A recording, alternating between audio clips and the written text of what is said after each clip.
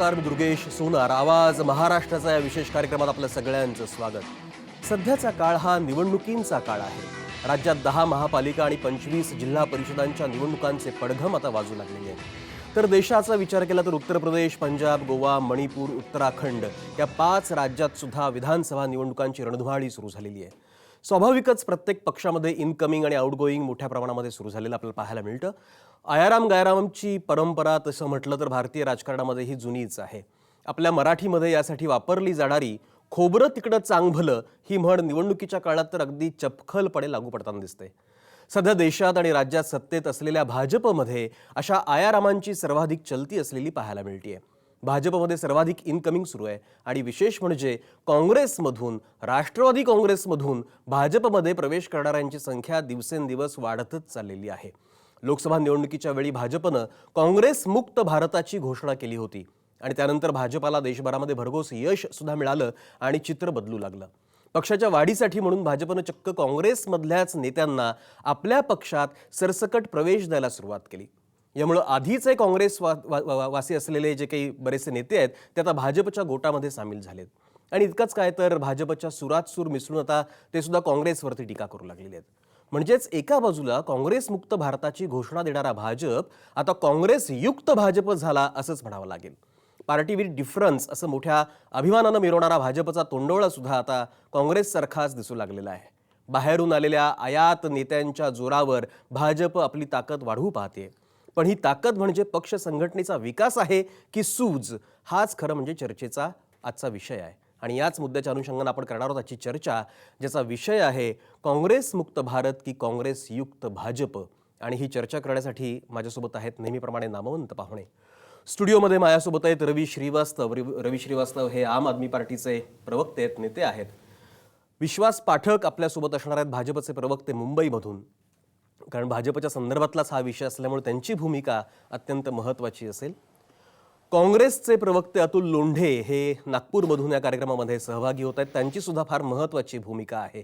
कारण राष्ट्रवादी काँग्रेसमधून आता ते काँग्रेसमध्ये गेलेले असल्यामुळे पक्षबदलाचा अनुभव त्यांचा अगदी ताजा आहे. आणि काँग्रेसमधनं भाजपमध्ये जाणाऱ्यांची संख्या प्रामुख्यानं आता आपण लक्षणीय पद्धतीची म्हणतो आहोत. आणि काँग्रेसयुक्त भाजप हा खरं म्हणजे चर्चेचा विषय असल्यामुळं अतुल लोंढे नेमकं काय बोलतात हे आपल्याला ऐकायचं आहे. विकास लवांडे राष्ट्रवादी काँग्रेसचे प्रवक्ते हे पुण्यातनं या कार्यक्रमामध्ये सहभागी होत आहेत. राष्ट्रवादीमधनं सुद्धा भाजपमध्ये जाणाऱ्यांची संख्या लक्षणीय आहे. त्यामुळे विकास लवांडे काय बोलत आहेत त्याच्याकडे पण आपल्याला लक्ष द्यायला लागेल. आणि या सगळ्या परिस्थितीचं विश्लेषण करण्यासाठी म्हणून औरंगाबादमधनं या कार्यक्रमामध्ये सहभागी होत आहेत जयदेव डोळे. राजकीय विश्लेषक आहेत आणि पत्रकारितेचे चांगले अध्यापक आहेत. या सगळ्यांबरोबर आपल्याला ही सगळी चर्चा सुरू करायची. मुद्दा जो आहे तो म्हणजे काँग्रेस मुक्त भारत की काँग्रेसयुक्त भाजप. आणि या चर्चेची सुरुवात करण्यासाठी सगळ्यात पहिल्यांदा मला जयदेव डोळेंकडेच जायचं आहे. जयदेव डोळे, जसं मी सुरुवातीच्या माझ्या मांडणीमध्ये म्हणालो की खोबरं तिकडं चांगभलं अशी एक आपल्याकडची जी म्हण आहे तीच म्हण आता कुठेतरी लागू होते की काय असं पाहायला मिळतंय. कारण आता सत्ताधारी भाजप आहे, भाजप सत्तेत आहे, त्यामुळे आता सत्तेचे फायदे आपल्याला मिळाले पाहिजेत. विरोधात राहून फार काही पदरात पडणार नाही, त्यामुळे भाजपमध्ये आपण जाऊया अशा स्वरूपाची मानसिकता नेत्यांमध्ये अगदी पाहायला मिळते. आणि त्यातनं काँग्रेसमधनं भाजपमध्ये जाणाऱ्यांची संख्या ही लक्षणीय आहे. मग देशाचा विचार केला तरी किंवा राज्याचा विचार केला तरी आजच एन डी तिवारींसारखा ज्येष्ठ नेता काँग्रेसमधला भाजपमध्ये प्रवेश करतो. हे नेमकं काय सांगाल या संदर्भामध्ये? राजकारणाचं व्यावसायीकरण झालं की जो या व्यवसायात बुडालेला असतो त्याला कुठेतरी एक आधार लागत असतो. पराभव म्हणा, निसटता विजय म्हणा किंवा मग भावी एखादी तजवीज असो म्हणा, त्यासाठी जे राजकीय कार्यकर्ते असतात त्यांना कुठल्या तरी पक्षाचा आधार घ्यावा लागतो. आणि जी जुनी म्हण आहे महाराष्ट्रातली, सरशी तिकडे पारशी, तसं या लोकांचं होतं. वैचारिक आधार पटला, वैचारिकता पटली, तत्वसिद्धांत पटले म्हणून एखाद्या पक्षाशी जवळीक केली किंवा एखाद्या पक्षात प्रवेश केला असं होत नाही आहे. निवडणुकीच्या तोंडावरच हे पूर्ण शुद्ध व्यावसायिक राजकारणी प्रवेश करतात आणि त्यांना प्रवेश दिलाही जातो. त्याच्या मागचं एकमेव कारण फार गंभीर आहे, त्याचा आपण विचार करायला पाहिजे. विनॅबिलिटी म्हणजे जिंकून येण्याची खात्री, या गोष्टीवरच ह्या सगळ्या लोकांना प्रवेश दिला जातो आणि ते एखादा पक्ष सोडून दुसऱ्या पक्षामध्ये सरळ जातात. आपण जिंकू कारण आपल्याकडे हे घटक आहेत, त्याच्यात जात आहे, गुंड आहेत, पैसा आहे, स्वतःची कम्युनिटी आहे, स्वतःचं एखादं मित्रमंडळ आहे. यामुळे त्या माणसांचा जो उपयोग होतो किंवा दुसऱ्या पक्षात राहायला उपद्रव होऊ शकतो, म्हणून या माणसाला सरळ सरळ पक्षात घेतलं जातं आणि त्यांना उमेदवाऱ्या दिल्या जातात. आता ह्याच्यामध्ये एक तोटा पण असतो आणि अशा बातम्या येऊ लागलेल्या आहेत. आता टेलिव्हिजनवरही दाखवलं की उत्तर प्रदेशामध्ये जे मूळचे तत्वनिष्ठ भाजपचे कार्यकर्ते होते त्यांना तिकीट मिळाली नाहीत म्हणून त्यांनी चक्क एका केंद्रीय मंत्र्यांचा, महेश शर्मा यांचा पुतळा जाळला, पक्षाच्या कार्यालयाविरुद्ध समोर घोषणा दिल्या. तर हा तुला होत असतो की जे तत्वनिष्ठ जुने कार्यकर्ते असतात ते नाराज होतात, ते पक्ष सोडून जातात. पण मग त्यांच्यासमोरही हाच पर्याय उरतो की आपल्याला जर संधी नाही मिळाली तर मग दुसरा पक्ष गाठा. तर मला असं वाटतं की भाजप हा एकेकाळचा तत्वनिष्ठ पक्ष होता. त्याला काही सिद्धांत सिद्ध करायचे होते. या देशाला हिंदू राष्ट्र म्हणून त्याला जाहीर करायचं होतं. त्यासाठी राष्ट्रीय स्वयंसेवक संघाचा त्याला फार मोठा आधार होता, व्यासपीठ होतं. पण निवडणुकीच्या राजकारणामध्ये विनॅलिटी म्हणजे जिंकून येण्याची हमी असणारा माणूस लागतो आणि ते जिंकणं हे आपल्या विचाराच्या फैलावासाठी आवश्यक असतं, असा त्यांचा गैरसमज असल्यामुळे ते निवडणुकांची यंत्रणा राबवतात आणि मग हळूच त्यांना जो विचार पसंत आहे तो सरकारमध्ये आल्यावर राबवण्याचा प्रयत्न करतात. त्याच्यामुळे एका दगडात अनेक पक्षी मारायचा हा उद्योग झाला.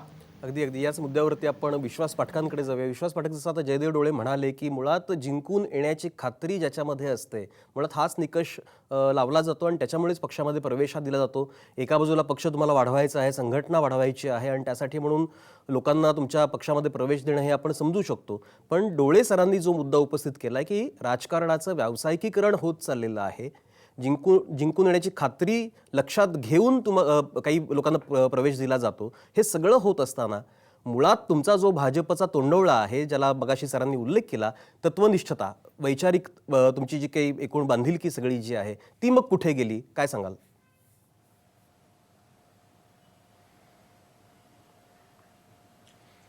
भारतीय जनता पक्ष हा नक्कीच एका वैचारिक बांधिलकी ठेवणारा पक्ष आहे. बांधिलकीशी तो कधीच तडजोड करत नाही. आता ही गोष्ट फारच स्वाभाविक आहे की ज्याच्याकडे सत्ता असते त्याकडे लोक आकृष्ट होत असतात, लोक तिकडे येत असतात.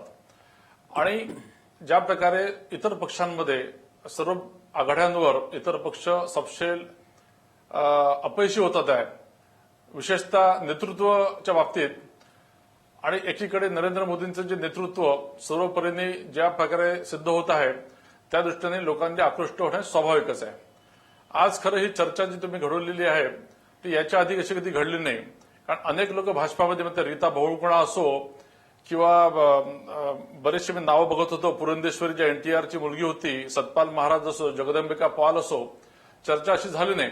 मात्र आज चर्चा का होत आहे तर भारतीय जनता पक्षाची कुठेतरी ताकद वाढलेली आहे आणि त्या ताकदीचा तुम्ही घेतलेला हा कुठेतरी एक दखल आहे.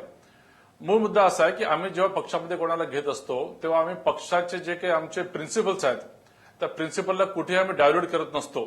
त्याला आम्ही पक्षात घेतल्यानंतर आम्हाला आमच्या पद्धतीने त्याच्यावर संस्कार करतो आणि मग तो आत आलेला असतो.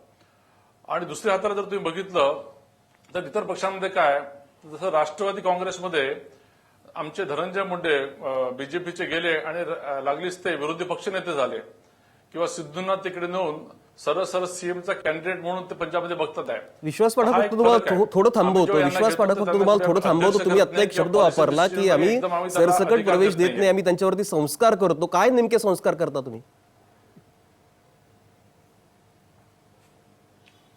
संस्कार हेच असतात की तो पक्षामध्ये आल्यानंतर पक्षाचे ध्येय धोरण काय, आमचे प्रिन्सिपल्स काय, आमचा एकात्म मानववाद काय आहे, या दृष्टीने आम्ही त्याला आधी तयार करतो आणि त्याच्यानंतर त्याला हळूहळू आम्ही जबाबदारी देत असतो.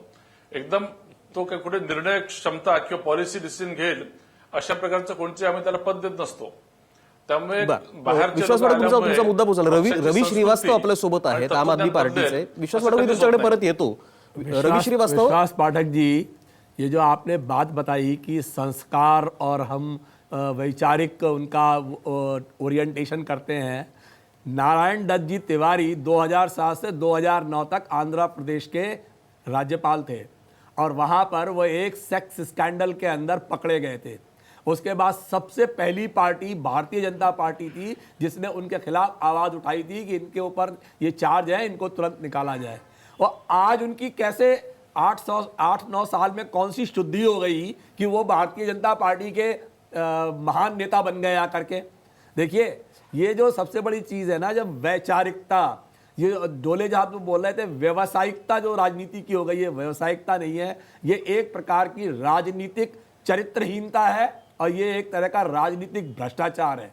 ये आप जिस तरह से लोग गंगा में घुस करके अपने आप को शुद्ध करते हैं, उस तरह से आप भाजपा में उनको प्रवेश दिलवा करके आप शुद्ध करने की कोशिश कर रहे हो।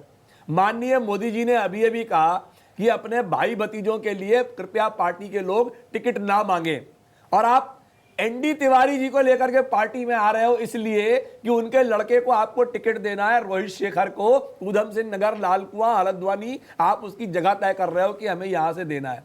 ये इस तरह से आप क्रिमिनल्स, सेक्स स्कैंडल्स के अंदर जो लोग इन्वॉल्व है उनको आप पार्टी में ला करके कौन सी वैचारिकता आप वहां पर मुझे सिखा रहे हो, थोड़ा बताएंगे आप विस्तार से इसके विश्वास बारे में? पाठक, उत्तर द्या तुम्ही त्याचं।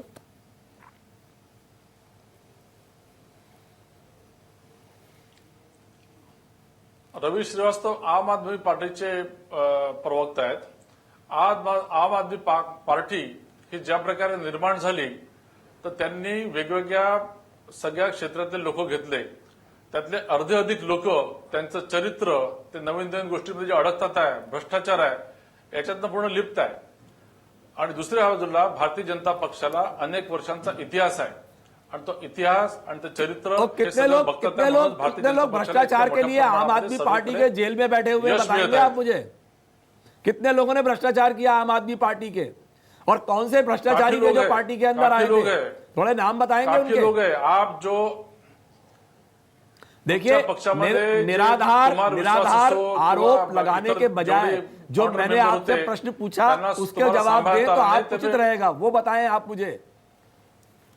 जो माननीय मोदी जी ने जो आप अपने आप को कहते रहे पार्टी विद डिफरेंस, हम दूसरों से अलग हैं। रवी श्रीवास्तव, आपण त्यांचं आपण मत ऐकूया आणि परत बोलूया। कौन सी चीज में अलग है आप? बोलिए। नाही, दुर्गेशजी, आम आदमी पक्षाला भारतीय जनता पक्षावर चिखलफेक करण्याचा अधिकारच नाही, तो पक्ष आमच्या दृष्टीने नगण्य आहे, त्यामुळे त्यांनी काही प्रश्न विचारले ते मी उत्तर देणार नाही। मुद्दा इतकाच विश्वास पाठक की फक्त एनडी तिवारींच्या संदर्भामध्ये त्यांनी जो मुद्दा उपस्थित केलाय त्याचं उत्तर खरं म्हणजे तुमच्याकडनं अपेक्षित आहे, बोला। या साइज का कंपैरिजन मत करिए आप।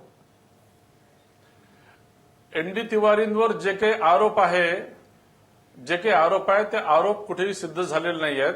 लालू प्रसाद सारखा जो एक पूर्वचा मुख्यमंत्री ज्याच्यावर आरोप झाले, जो जेलमध्ये गेला, जो आता पेरोलवर आलेला आहे, त्याच्याबरोबर इतर पक्ष आपला म्हणजे गठबंधन करतात आहे, राज्य चालवतात आहे, त्यांना तुम्ही काही न विचारता जे एनडी तिवारी ज्यांच्यावर काय आरोप आहेत, काय सिद्ध झालेले आहे, आणि जो तो त्यांचा एक पर्सनल विषय होता, स्कॅन्डल वगैरे, त्यामुळे मला वाटतं मूळ मुद्दा असा आहे की 91 वर्षाचे एनडी तिवारी यांना आपल्या आयुष्याच्या संध्याकाळी काँग्रेसचे विश्वास पाठक एका बाजूला तुमच्याच पक्षातले जे पक्षाचा जो काही राष्ट्रवाद आहे, नरेंद्र मोदींचं नेतृत्व आहे, ते काय आकृष्ट करताय? विश्वास पाठक एका बाजूला तुमच्याच पक्षातले अनेक असे ज्येष्ठ नेते आहेत, लालकृष्ण अडवाणींसारखे सुद्धा नेते आहेत, हे सगळे ज्येष्ठ नेते तुमच्याकडे असताना एनडी तिवारींसारखा ज्येष्ठ नेता आणखीन कशाला पाहिजे?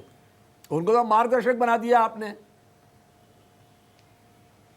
नाही, पक्षामध्ये जेव्हा लोक येत असतात, हा पक्ष आहे, आम्ही फार तुम्हाला स्पष्ट तरी सांगतो की आम्ही काही चॅरिटेबल ऑर्गनायझेशन नाही आहे, आणि पक्ष चालवताना, निवडणूक जिंकवताना गणित जे असतं ते गणित हे करताना तुम्हाला एक लेव्हल प्लेइंग असतं।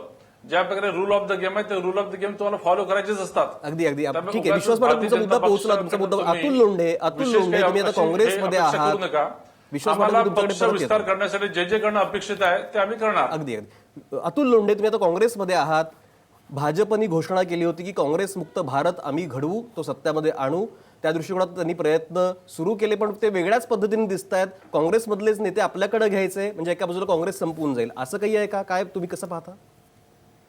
नाही, आता जे लोक याच्यामध्ये भाजपमध्ये गेले, मग ते रीता बहुगुणा सर्वप्रथम गेले, विजय बहुगुणा, ज्यांच्यावर केदारेश्वर मंदिरामध्ये जेव्हा फ्लड आलं होतं, महापूर झाला होता, त्या पुरानंतरच्या पुनर्वसनामध्ये भ्रष्टाचार केला म्हणून त्यांना बाजूला ठेवण्यात आलं होतं.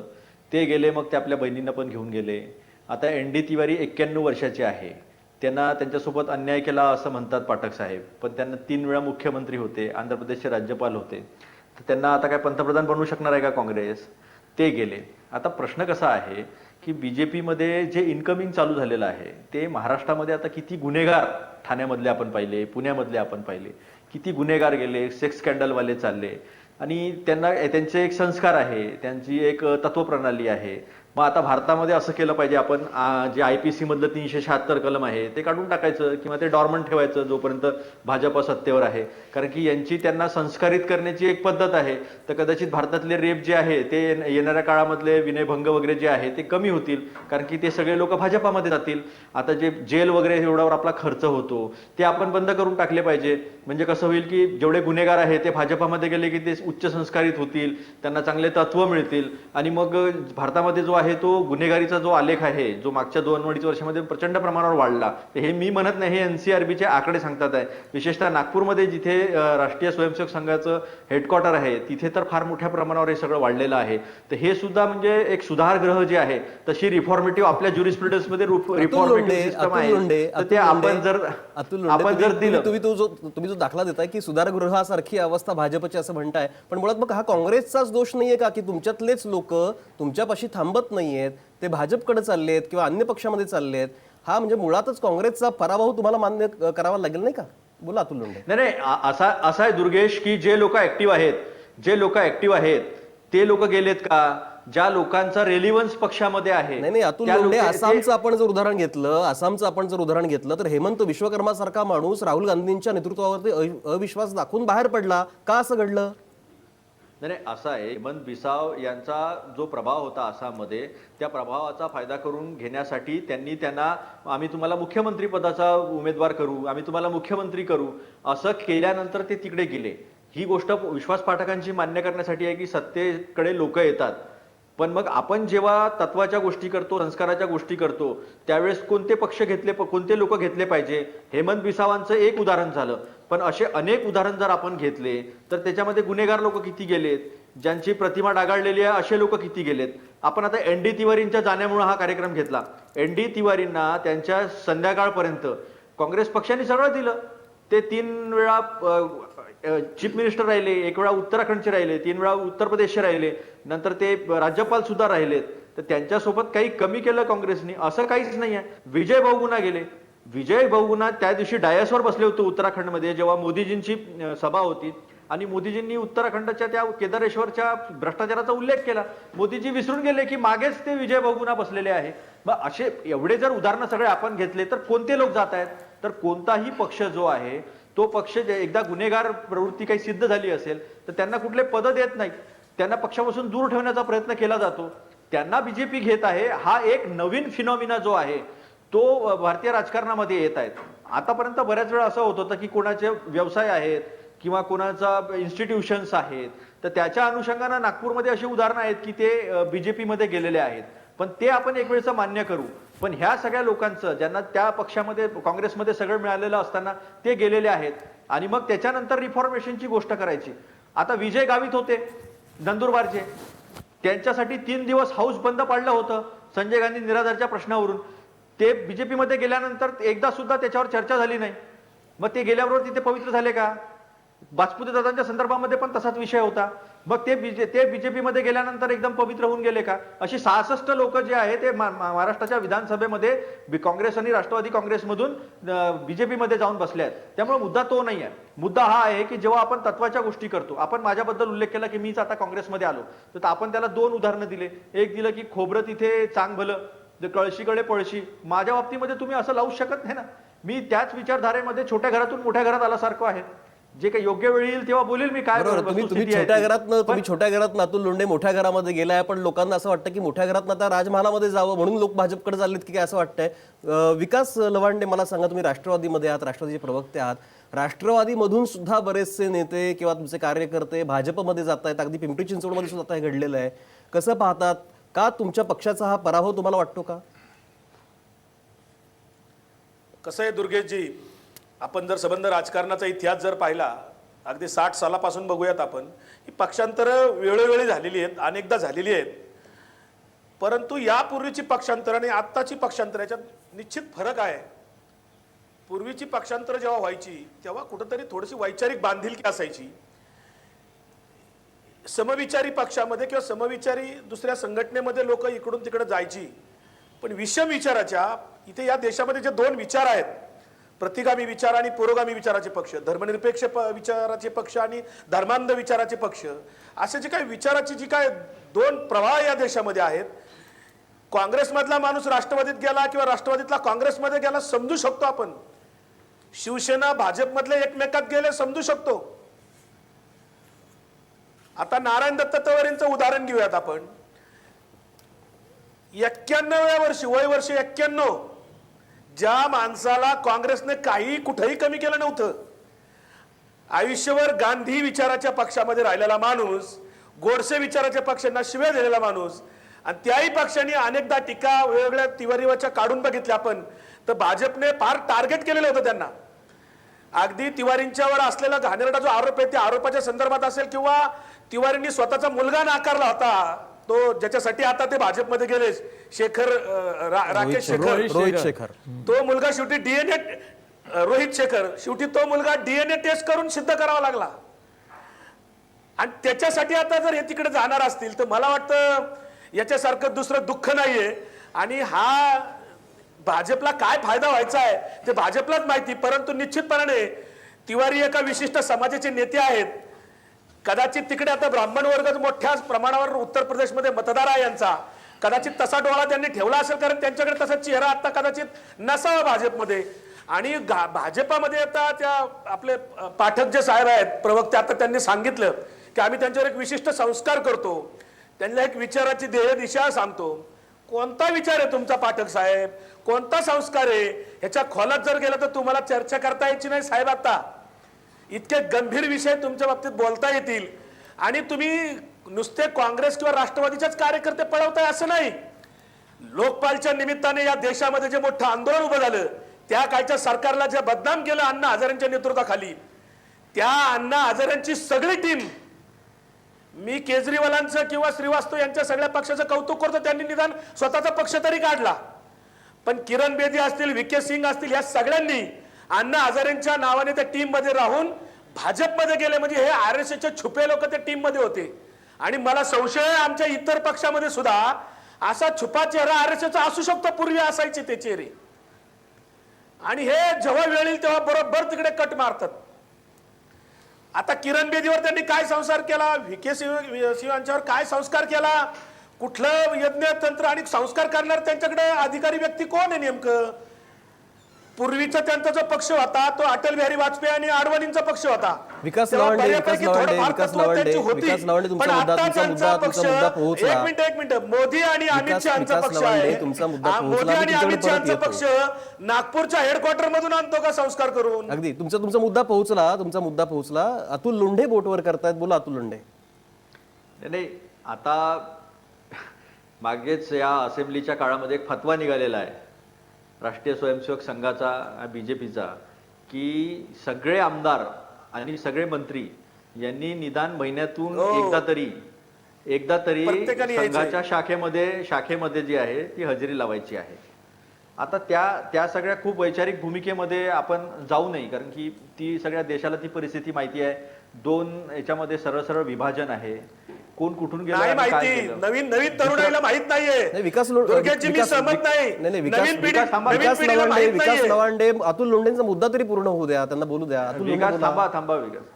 तर याच्या आत्ताचा जो एक नवीन फिनॉमिना जो आहे की वैचारिक आधारावर लोकांना पक्षामध्ये घ्यायचं, याला थोडंसं समजल्यासारखं होतं. आयाराम गयाराम हा शब्द कधी आला, 1971 मध्ये जे गयाराम होते, राम नाव होतं त्यांचं, त्यांनी एका दिवसात 3 पक्ष बदलले होते आणि मग त्याला ते सार्कॅस्टिकली आयाराम गयाराम अशी जी पद्धत आहे, असं जी म्हण आहे ती म्हण पडली.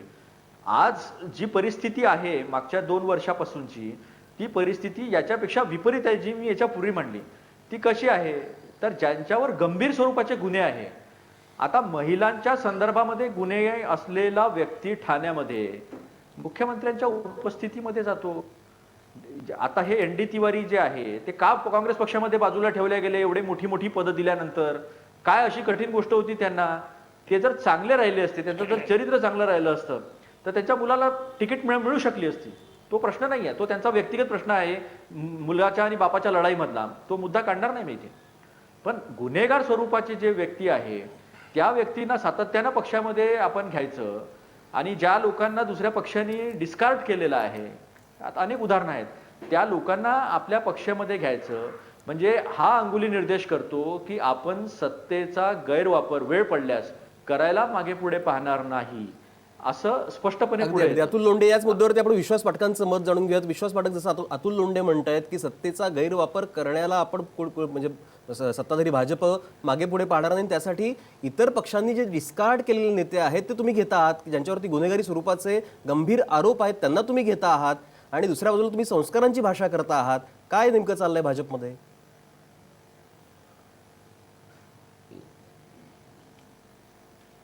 अहो, डिस्कार्ड केले जाणारे नेते हे एक तर यांनी काँग्रेसने आणि राष्ट्रवादीने आम्ही यांना डिस्कार्ड करणाऱ्याची लिस्ट घोषित करावी. यांना यांचे लोक सांभाळता येत नाही. नरेंद्र मोदीचं नेतृत्व ज्यांना खुणावत आहे त्यांना थांबवता येत नाहीये.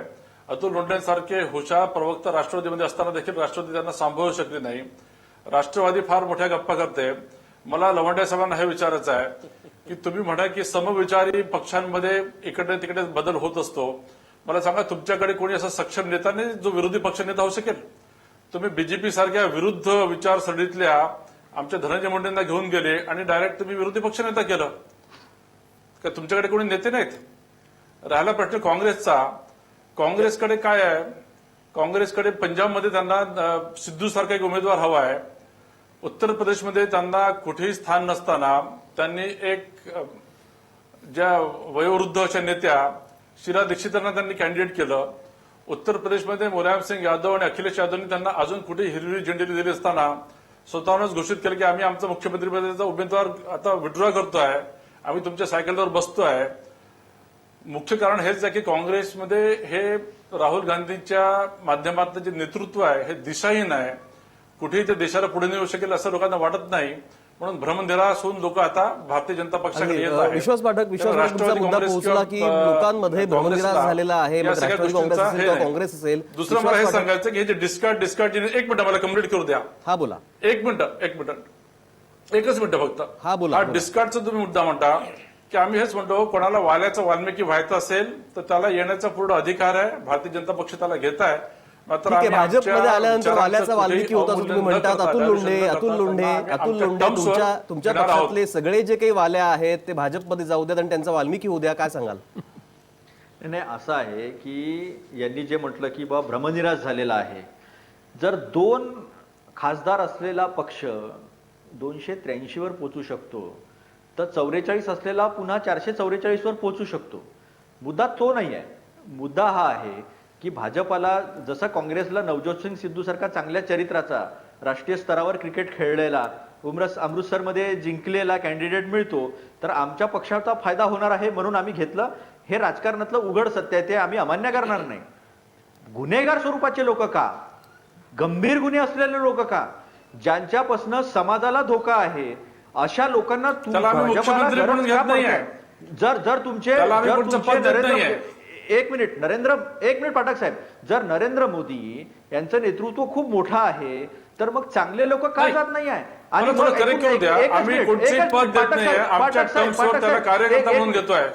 एक मिनिट पाठक साहेब, कार्यकर्ता म्हणूनच घ्या, पण नरेंद्र मोदी किंवा अमित शहा यांच्यावर जे आरोप आहेत किंवा अमित शहाच्या संदर्भामध्ये ज्या पद्धतीचा शब्द वापरला जातो गुजरातमध्ये, म्हणजे त्या स्वरूपातले सगळे लोक, त्या संदर्भाशी निगडीत असलेले सगळे लोक भाजपामध्ये घेण्याचा आहे उद्देश जर आहे. त्यांना पद नसेल देत, तुम्ही त्यांना जर कार्यकर्ता म्हणून ठेवत असाल तर मग तुम्हाला काय करायचं आहे या देशामध्ये? पुन्हा मुझफ्फरपूर घडवायचा आहे का? पुन्हा तुम्हाला गोधरा घडवायचा आहे का? असे प्रश्न उपस्थित होतात. पक्ष वाढवण्यासाठी कार्य करायला हरकत नाही. वाल्याचा वाल्मिकी करायचा आहे. झाला तर चांगलं होईल, पण वाल्याचा गोधरा होऊ नये आणि वाल्याचा मुझफ्फरपूर होऊ नये एवढी विनंती आहे अगदी अगदी भाजपा अतुल लोंढे पक्षाला. अतुल लोंढे तुमचा मुद्दा पोहोचला पण एकूण चर्चा फार काळजी महत्वाची करू आहे. नका, अगदी तुम्ही काळजी करू नका. विश्वास पाठक काँग्रेसनी आणि राष्ट्रवादींनी आपल्या कार्यकर्त्यांना कुठेही गुन्हेगारी स्वरूपाचं काम करणार नाही याची दक्षता घ्यावी. गुन्हेगारी तुमचा निर्माण मुद्दा करणं हे पोहोचला, काँग्रेस आणि अतुल लोंढे तुमचाही मुद्दा राष्ट्रवादीची ही पोहोचला. आपण याच्यावरती मक्तेदारी आहे, सविस्तर आणखी फॅक्टरी आहे ती. बोलूया. विश्वास पाठक मी तुमच्याकडे परत येतो. आपण सविस्तर आणखीन बोलूया कारण हा मुद्दा फार महत्वाचा आहे की राजकारण म्हटल्यानंतर सत्ता जशी बदलत जाते तसं पक्ष बदलणाऱ्यांची संख्याही वाढत जाते आणि हाच खरं म्हणजे चिंतेचा विषय. एकूण राजकारणाच्या अनुषंगानं जर विचार केला किंवा एकूण भारतीय लोकशाहीच्या अस्तित्वाच्या संदर्भामध्ये जर आपण विचार केला तर हा मुद्दा फार महत्वाचा आहे. आज भाजप सत्तेमध्ये आहे त्याच्यामुळे चुंबकासारखे लोक त्या भाजपकडे आकृष्ट होत आहेत ही वस्तुस्थिती आहे. पण दुसऱ्या बाजूला पक्षामध्ये इतर पक्षांमध्ये जे गंभीर स्वरूपाचे गुन्हे ज्यांच्यावरती नोंदवले गेलेत किंवा आरोप ज्यांच्यावरती आहेत अशा नेत्यांना जर भाजपमध्ये प्रवेश दिला जात असेल आणि त्याचं समर्थन वाल्याचा वाल्मिकी आम्ही करतो अशा स्वरूपाचं केलं जात असेल तर याच्यावरती पुन्हा चर्चा व्हायला पाहिजे. या सगळ्यांशी आपल्याला बोलायचं आहे पण आता या ठिकाणी मी घेणार आहे ब्रेक नंतर आपण पुन्हा याच्यावरती बोलूया. आपण कुठेच जाऊ नका, पाहत राहा आवाज महाराष्ट्राचा.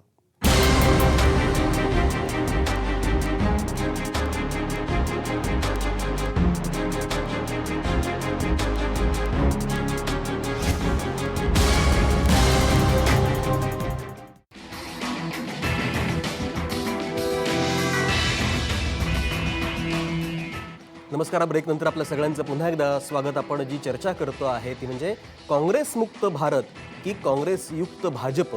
अर्थातच निमित्त आज एन डी तिवारी जे उत्तराखंडमधले ज्येष्ठ नेते आहेत त्यांनी आज भाजपमध्ये प्रवेश केला. हे त्याचं निमित्त जरी असलं तरी एकूण गेल्या काही दिवसापासून अगदी लोकसभेच्या निवडणुकीपासून ते आत्तापर्यंत आपण जर राजकारण पाहिलं, काही घडामोडी आपण जर पाहिल्या तर काँग्रेसमधून प्रामुख्यानं भाजपमध्ये इनकमिंग मोठ्या प्रमाणामध्ये सुरू आहे.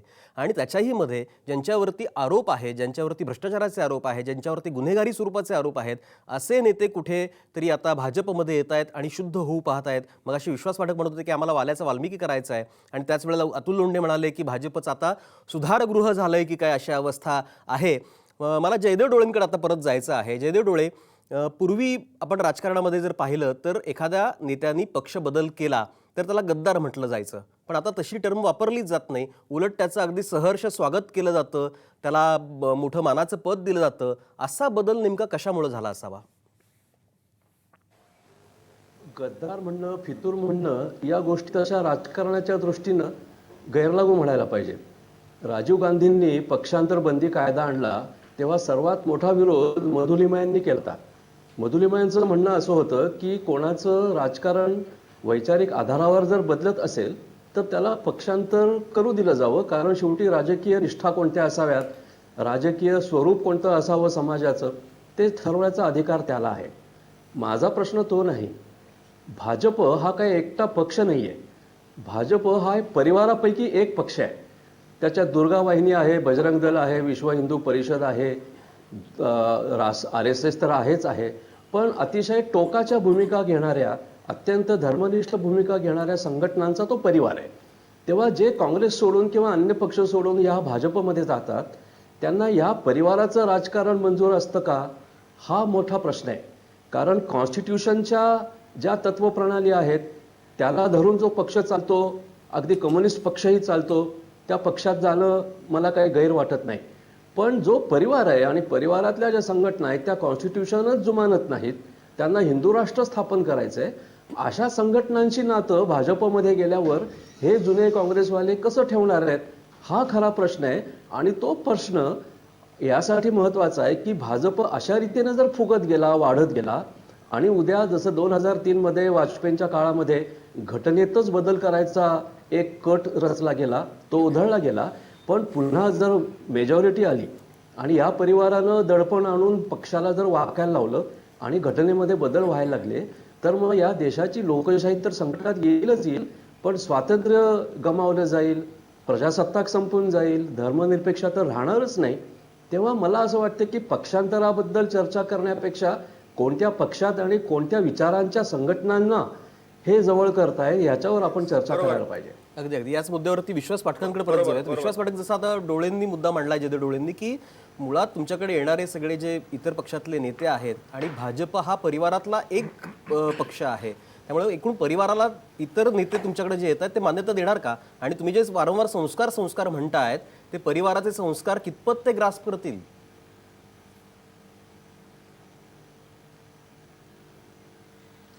पण डोळेंनी जो विषय मांडला तो अजिबात डोळसपणे मांडलेला आहे असं मला वाटत नाही. हा एक फार पूर्वग्रहदोषित असा आरोप संघ आणि संघ परिवार होत असतो. मी सर्वांना एकच विनंती करेल की तुम्ही कृपा करून 30 दिवस संघाच्या शाखेत जाऊन बघा. मी तुम्हाला खात्री देतो की तुम्हाला आम्ही स्वयंसेवक म्हणून लेबल करणार नाही. एकदा संघ समजून घ्या, परिवार समजून घ्या. काहीतरी उगाच काही न बघता एक पूर्वग्रहदोषित बोलणं, अहो संघापेक्षा किंवा भारतीय जनता पक्षापेक्षा कोणते राष्ट्रवादी पक्ष आणि विचार इथे नाही आहे, हे कार्यान्वित रूप सिद्ध झालेलं आहे.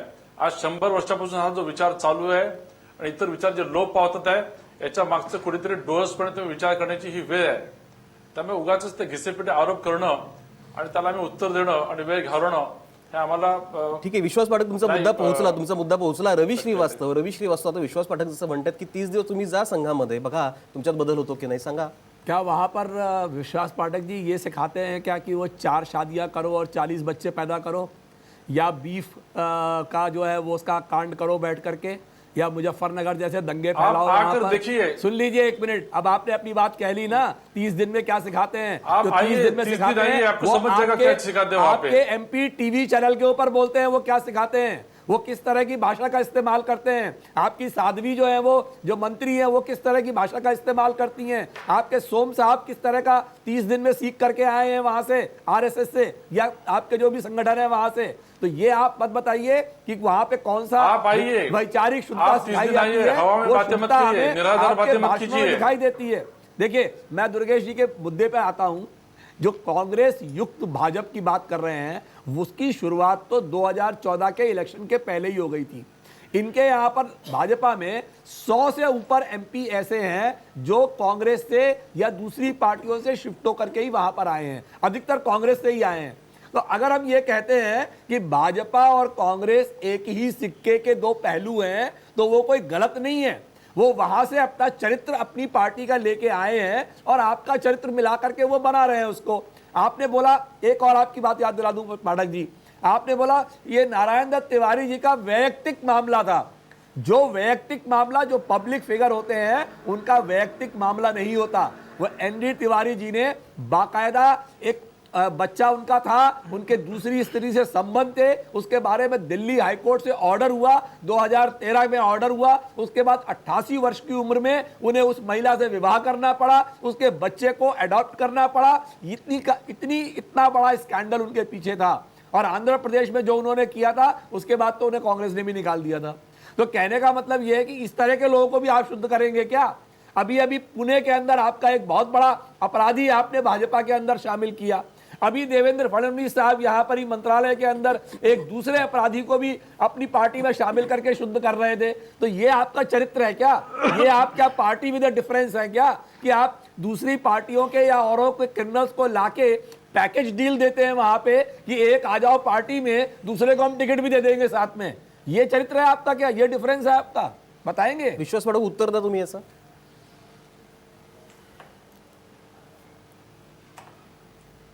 दुर्गेशजी, याचं उत्तर फार सोपं आहे. मला या सर्व चर्चेमध्ये खरोखरच जाण्याची इच्छा नाही. मुळामध्ये भारतीय जनता पक्षाने जो विकासाचा मुद्दा घेऊन सरकार आलेला आहे, ज्या प्रकारे लोकांनी त्याला भरभरून प्रतिसाद दिलेला आहे, त्या आमच्या कामामध्ये जो येईल आम्ही त्याची मदत घेऊ. आम्ही कोणासाठी अस्पृश्य नाही. ज्याला वाटतं की नाही आपल्या आयुष्याच्या संध्याकाळी किंवा कोणत्याही याच्यामध्ये की भारतीय जनता पक्षामध्ये जाऊन आपण स्वतः पवित्र होऊन जावं, त्यांचं स्वागतच आहे. लोक आमच्याकडे येत आहेत, त्यामुळे कोणी त्याच्यातनं दुःखी होण्याचं कारण नाही. दुराग्रहाने जे लोक बोलतात आहे त्याने वर्षानुवर्ष ऐकतोय. मात्र हा विचार, संघाचा विचार म्हणो किंवा भाजपा म्हणो, हा 100 वर्षापासून अविरत दृढपणे पुढे चाललेला आहे. कम्युनिस्ट असो, डावे विचार असो किंवा हे जे एक्स्ट्रीमिस्ट असो, हे सगळे विचार एखाद्या छत्रीसारखे, पावसाळ्यात छत्रीसारखे येतात आणि जातात.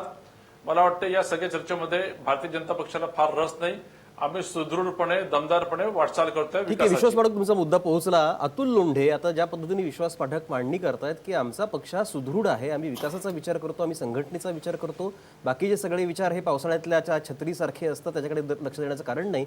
अतुल लोंढे, तुम्ही तर नागपूरमध्ये आहात, संघाचं मुख्यालय नागपूरमध्ये आहे आणि जसं विश्वास पाठक म्हणाले की 30 दिवस तुम्ही आमच्याकडे या संघाच्या शाखेमध्ये, कधी तुम्ही गेलात संघाच्या शाखेमध्ये आणि असे संस्कार तुम्ही घेतलेत अतुल लोंढे? आता काय आहे, संघाची शाखा आमच्या घराच्या बाजूलाच लागत होती. हेगडेवारांचा वाडा आणि माझा आजोळ 2 वाडे सोडून आहे. त्यामुळे मला संघ चांगला माहिती आहे. मला कुरणकरांच्या शिवरात्रीमधून आणि जागरमधून पण संघ काय आहे चांगला माहिती आहे. मला फक्त एवढं सांगायचं आहे की एकमेव राष्ट्रवादी संघटना संघ आहे. संघाची स्थापना 1925 साली झाली. त्याच्यानंतर 22 वर्ष स्वातंत्र्य लढा सुरू होता. कोणी रिव्होल्युशनरी पद्धतीनं करत होतं भगतसिंगांसारखे, कोणी काँग्रेससारखं मध्यम मार्गी आणि अहिंसेच्या मार्गाने करत होतं. बाबासाहेब आंबेडकरांसारखी लोक सामाजिक सुधारणा, राजकीय सुधारणेच्या माध्यमातून करत होते. त्यावेळेस संघ कुठे होता, हा एक महत्त्वाचा प्रश्न हा जो आहे उपस्थित होतोच. त्यामुळे राष्ट्रवादी संघटना केवळ एकच आहे. तर 52 वर्ष आपण आपल्या नागपूरच्या संघ मुख्य कार्यालयावर, ते जगाचं प्रमुख केंद्र आहे, ते म्हणजे जगामध्ये ज्या काही संघाच्या शाखा आहेत त्याचं प्रमुख केंद्र आहे. 52 वर्ष तिथे तिरंगा झेंडा लागला नाही साहेब या देशाचा, ज्याच्याबद्दल आता हे लोक चर्चा करतात देशभक्तीची. या देशाची घटना जी आहे ती घटना संविधान मान्य केलं नाही. या देशाच्या संविधानाची शपथ घेऊन यांचे मंत्री जे आम्हाला मतदान देतील ते रामजादे आणि जे देणार नाही ते हरामजादे. प्रत्येक हिंदूचा देव आहे राम. राम प्रत्येकाच्या मनामध्ये, हृदयामध्ये आहे देशाच्या हिंदूच्या. पण त्याला धरून दुसऱ्यावर धर्मावर अन्याय करावा असला रामाचं तत्वज्ञान पण सांगत नाही. त्यामुळे दुसऱ्यावर बोट ठेवतो आपण तेव्हा प्रश्न उपस्थित होतात. मोठा पक्ष असताना काही लोक चुका करतात, पण त्या लोकांच्या संदर्भामध्ये तो पक्ष काय भूमिका घेतो याच्यावरून त्या पक्षाची राजकीय वाटचाल लक्षात येत असते. काँग्रेसमधल्या लोकांनी चुका केल्या, मोठा पक्ष आहे काँग्रेस, पण त्या लोकांना बाजूला सारण्यात आलं, त्या लोकांना शिक्षा देण्यात आली. एक वेळा सांगतो, या देशाचे प्रधानमंत्री PV नरसिंहराव साहेब होते, ज्यांच्यामुळं या देशामध्ये जितके चांगले दिवस बघायला मिळाले, त्यांच्यावर आरोप झाले, त्यांना सुद्धा कोर्टामध्ये उभं राहावं लागलं होतं आणि ते उभे राहिले होते. आजचे पंतप्रधान संसदेमध्ये बोलत नाही साहेब. तर ह्या ज्या परंपरा आहे, या परंपरा स्पष्टपणे आपल्याला दिसतात. समाजामध्ये विभागणी करायची, धर्माच्या नावावर करायची, जातीच्या नावावर करायची, बहुजन लोकांना बाजूला पाडायचं. आता हे बिहारच्या निवडणुकांमध्ये घटनेचं पुनर्विलोकन केलं पाहिजे, आरक्षणाच्या धोरणाचा पुनर्विचार केला पाहिजे असं जे वाक्य म्हटलं गेलं ते संघ प्रमुखांनी म्हटलं होतं. त्यामुळे हा सगळा जो इतिहास आहे गेल्या 100 वर्षाचा, तो इतिहास या देशाच्या जनतेसमोर आहे. मूळ मुद्दा असा आहे की आपण जे मुद्दे घेऊन निवडणुकीमध्ये गेलो होतो 2014च्या, त्याच्या अनुषंगाने आपण काय केलं ते सांगितलं पाहिजे. आपण 2.5% सर्व्हिस टॅक्स वाढवला, आपण पेट्रोल आणि डिझेलच्या प्राइस डिकंट्रोल केल्या होत्या, तरी त्याच्यावर एक्साईज म्हणजे आज 50% जास्त टॅक्सेस हे पेट्रोल आणि डिझेलवर आहेत आणि लोकांवर आपण हा बोजा लादतो आहे. याच्या संदर्भामध्ये बोलत नाही. सगळ्या प्रकारचे सेस जे आहे ते लोकांवर लादण्यात येत आहेत. नोटाबंदीच्या संदर्भामध्ये आज असोचॅमचा रिपोर्ट आहे, 35% लोकांच्या नोकऱ्या गेलेल्या आहे अनऑर्गनाइज सेक्टर मधल्या. आज फोर्ब्स सारखी संस्था आहे, त्याचा सेल्स जो आहे तो 50% पडलेला आहे. आणि ते बोलत असताना देशाचे प्रधानमंत्री कधी प्रेस घेऊन बोलत नाही, या रिझर्व्ह बँकेचे गव्हर्नर समोर येऊन बोलत नाही, संसदेमध्ये प्रधानमंत्री बोलत नाही, फक्त मन की बात करतात आणि मोनोलॉग करतात, एकतर्फी डायलॉग करतात, लोकांसमोर भाषण देतात. या भारताचा प्रधानमंत्री रडतो साहेब, वाईट वाटतं.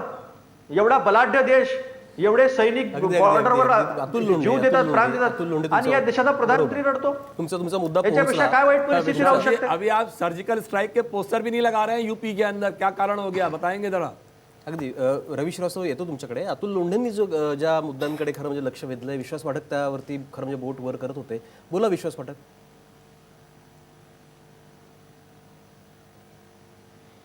नाही, मला लोंढे जे म्हणाले त्याच्यातनं एकच सांगायचं की त्यांनी नवीन काय नाही म्हटलं. संघाचे जे आरोप आहे हे वर्षानुवर्षे असेच आरोप करतात आहे. मात्र मला त्यांच्या एका मुद्द्याकडे त्यांचं लक्ष आकर्षित करायचं आहे की ही बात बरोबर आहे की आम्ही 2 वरून 314 वर गेलेलो आहे आणि तुम्ही 444 वरून 44 वर आलेले आहे. आज विरोधी पक्ष नेता म्हणून देखील तुम्हाला मान्यता नाही आहे. तुमची घसरण सुरू आहे, आमची चढण चालू आहे. आणि दर 15 दिवसांनी या देशाने इलेक्शन बघितलेलं आहे. या इलेक्शनमध्ये जो काही विकासाचा मुद्दा आहे, नरेंद्र मोदींची जी दृष्टी आहे त्याला लोकांनी एन्डोर्सच केलेला आहे. त्यामुळे तुम्ही आता थोडेसे डोळे उघडा, कुठे चुका होतात ते तुम्ही बघा. आमच्या चुका होत असतील तर आम्हाला त्याची शिक्षा मिळणारच आहे आणि ते आम्ही स्वीकारणारच आहे. मात्र उगाचच आरोप प्रत्यारोप करून जुन्या त्याच गोष्टी काढून तुमचं त्याच्यात काही भर होणार नाही आहे. आज तुमचं नेतृत्व काय आहे? तुमचं नेतृत्व आज अखिलेश यादवच्या नेतृत्वाखाली धन्यता मांडणारं नेतृत्व आहे. जरा तुम्ही तुमच्या घरात बघा, आम्ही आमचं व्यवस्थित बघून घेऊ. अगदी याच मुद्द्यावरती परत अतुल लोंढेंकडे मला जायचं आहे, पण त्याच्या आधी मी परत जयदेव डोळेंकडे जातोय. जयदेव डोळे, ज्या पद्धतीने खरं म्हणजे आता हा मुळात चर्चेचा विषय असा आहे की काँग्रेसयुक्त भाजप होतंय का हे म्हणत असताना काँग्रेसमुक्त भारताच्या घोषणेच्या संदर्भात आपण जरी बोलत असलो तरी मुळात काँग्रेसची ही सुरू झालेली घसरण ही कशामुळं? काँग्रेसचे अनेक बालेकिल्ले जे मजबूत किल्ले म्हणून ओळखले जातात, गड म्हणून ओळखले जातात, ते ढासळत चालले आहेत. मुळात नेतृत्वाचा अभाव काँग्रेसमध्ये आहे का? काय निरीक्षण आहे तुमचं? नेतृत्वाचा अभाव नसणं हा त्या पक्षाचा दोष असतो. पण दुसरंही बघितलं पाहिजे की जनतेला ज्या प्रकारचं नेतृत्व अपेक्षित असतं त्या नेतृत्वाच्या शोधात जनता असते, मतदार असतो आणि त्या आपल्या मनातल्या प्रतिमांशी ज्याचं नेतृत्व जुळलं त्याच्याशी मतदार तादात्म्य पावतो आणि तो पक्ष सत्तेवर येतो. 10 वर्ष बलबोल सिंगाचं जे काही नेतृत्व होतं ते अतिशय प्रभावशून्य होतं असा आरोप करत करत या भाजपनं एक असा नेता आणून ठेवला की जो फक्त भाषणच करतोय आणि मोठ्या आवाजात बोलतोय आणि प्रत्यक्ष काही करत नाही असं वाटायला लागलेलं आहे. त्याच्यामुळे हा पक्ष कधी खाली जाईल, तो पक्ष कधी खाली जाईल हे लोकशाहीमध्ये मला मान्यच आहे. प्रश्न तुम्ही घटनेच्या चौकटीमध्ये वरली होत राहा, त्याच्याबद्दल आक्षेप काही. तुम्ही परत घटनेच्या गाभ्यालाच हात घालणार असाल, तुमचा विकासाचा सगळा प्रचार आहे मान्य आहे, पण तो विकास घटनेच्या पर्यंतच व्हायला पाहिजे. त्या विकासाची प्रतिकृती नागपूरमध्ये किंवा अन्य कुठल्या हिंदू राष्ट्रवादी संघटनेच्या मनावर होता कामा नये हे बघितलं पाहिजे. काँग्रेसयुक्त भाजप झाल्यामुळे संघवाल्यांच्या नाकाला मिरज झोमतीलही, कारण एक प्रकारची संस्कृती घेऊन काँग्रेसचा माणूस त्या पक्षामध्ये जातोय. त्यामुळे हिंदू राष्ट्र बनवायला अडथळे येतीलच. ते माझ्या दृष्टीने चांगलंच आहे, कारण जर काँग्रेसवाला तिथे पोचला तर तो अशा काही उदारमतवादी परंपरा यांच्या गळ्यात मारेल की त्यांना त्यांचं हिंदू राष्ट्राचं स्वप्न पूर्ण करता येणार नाही. पण हे कितपत होईल?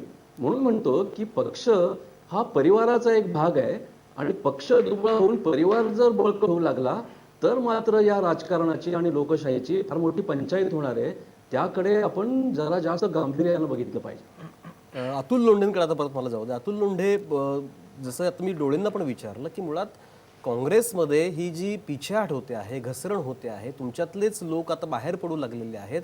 मुळात तुमच्या पक्ष नेतृत्वाचाच किंवा हायकमांडचंच हे अपयश आहे का? तुमच्याकडे नेतृत्वाचा अभाव आहे का? काय वाटतं? नाही, असं आहे दुर्गेशजी, आमच्याकडे नेतृत्वाचा अभाव नाही आहे. एक कलेक्टिव्ह लिडरशिपच्या माध्यमातून काँग्रेस पक्ष पुढे जातो आहे. पण ज्या पद्धतीने 10 वर्षामध्ये या देशाची ग्रोथ झाली, या देशामध्ये 24 करोड लोक जे आहे त्या गरिबी रेषेच्या वरती काढण्यामध्ये काँग्रेस पक्ष हा यशस्वी झाला. नंतर जेव्हा जागतिक मंदी आली, जागतिक मंदीचा फटका याच मध्यमवर्गीय लोकांना बसला. जी 90तली युवा पिढी आता आहे, ज्याच्याबद्दल विकास मगाशी बोललेला, त्या लोकांना गॅजेट्स आणि त्या लोकांनी समृद्धी पाहिली या देशामध्ये. पण त्या लोकांपर्यंत आम्ही हे पोहोचवण्यास कमी पडलो की ग्रीसमध्ये काय अवस्था झाली, लंडनमध्ये, इंग्लंडमध्ये काय अवस्था झाली, अमेरिकेमध्ये काय अवस्था झाली. आणि त्याच्यानंतरही मनमोहन सिंग साहेबांच्या नेतृत्वात, सोनिया गांधींच्या नेतृत्वात या देशाला तशी जागतिक मंदीची झळ पोचू दिली नाही. पण थोडीफार जी झळ पोचली आणि पेट्रोल $145, $117 पर बॅरल इतकं महाग असताना थोडीशी जी महागाई वाढली, शेतकऱ्याच्या शेतमालाला 140 ते 160% पर्यंतची भाववाढ जी आहे या 10 वर्षात दिली. त्याच्यामुळे थोडी महागाईची झळ जी आहे ही या मध्यम वर्गाला नाही पोचली असं नाही.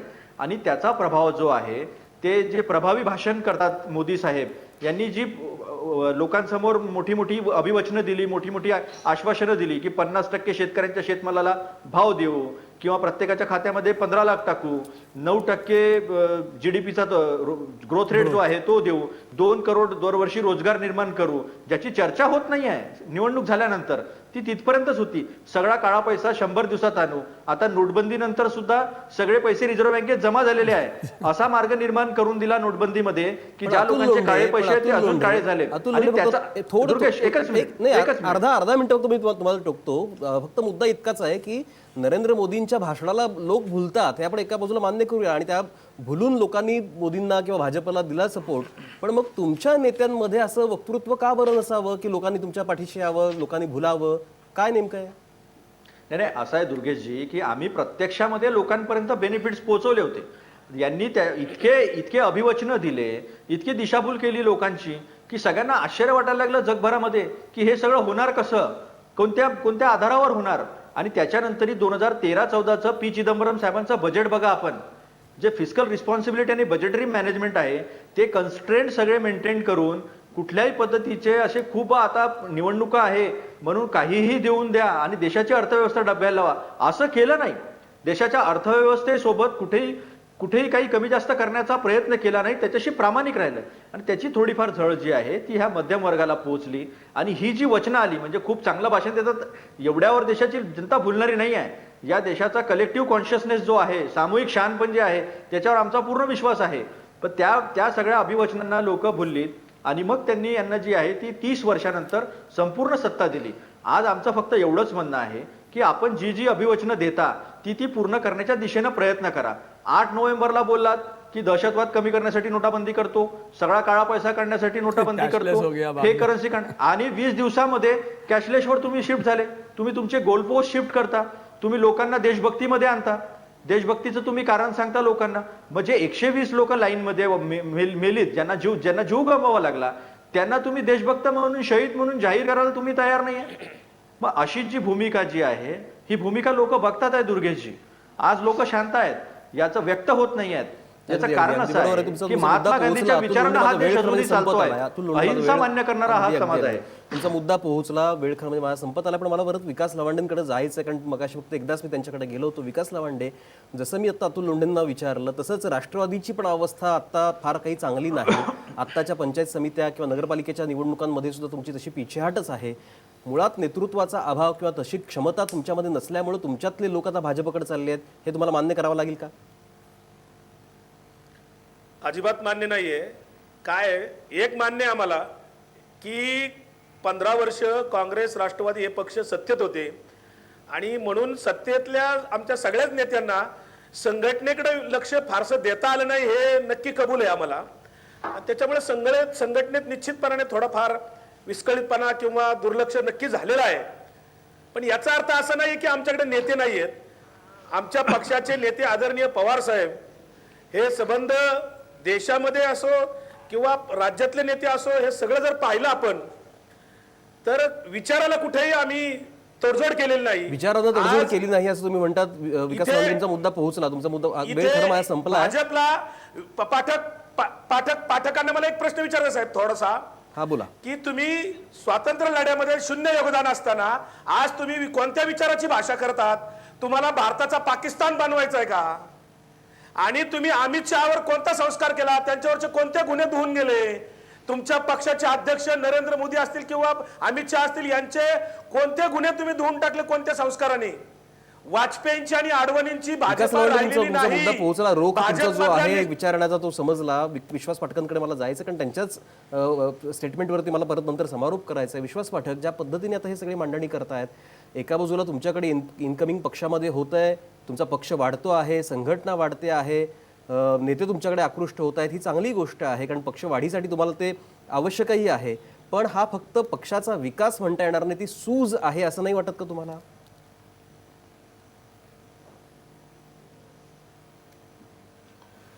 नाही, अजिबात नाही. कारण आम्ही फार एक हंबल बिगिनिंग करून या स्टेजपर्यंत आलेलो आहेत. आणि जेव्हा आमचे विकासाचा जो हा विचार आहे किंवा एकंदरीत जो काही परफॉर्मन्स आम्ही देतोय केंद्रामध्ये किंवा राज्यांमध्ये, त्या विचारांना आणि त्या परफॉर्मन्सला कुठेतरी एन्डोर्समेंट आहे. म्हणून प्रत्येकाला असं वाटतं की मी देखील भाजपाशी जुळला जावं.